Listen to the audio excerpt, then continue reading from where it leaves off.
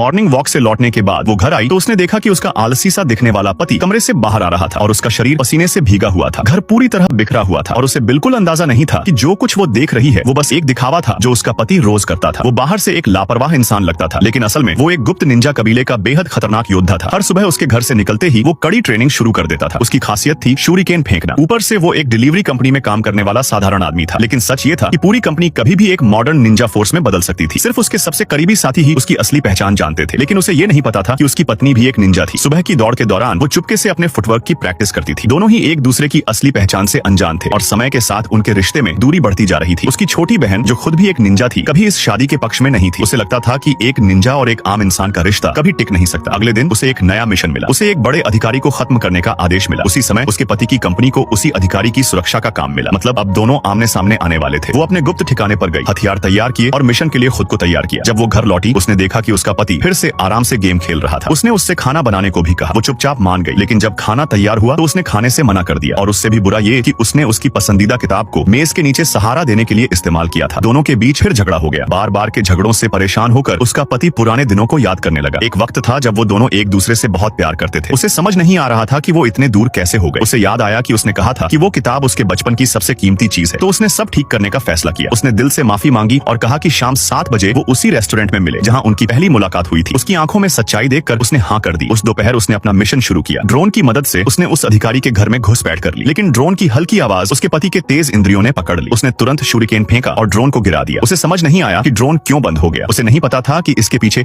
उसका खुद का पति था। अधिकारी ने तुरंत सुरक्षा बढ़ा दी और सभी गार्ड्स को पूरी रात सतर्क रहने का आदेश दिया। इससे उसके पति की डिनर प्लान भी खराब हो गया। वो पूरी शाम उसका इंतजार करती रही, लेकिन वो नहीं आया। निराश होकर उसने तलाक के कागज मेज पर रख दिए और चली गई। कई दिनों तक उसने उसके मैसेज का जवाब नहीं दिया। उसका पति उम्मीद खोने लगा। उधर दुश्मन निंजा उस अधिकारी के घर में घुस गए। उसके पति के साथ ही उनका मुकाबला नहीं कर पाए। पीछा करते हुए उसने अपना शूरिकेन इस्तेमाल किया।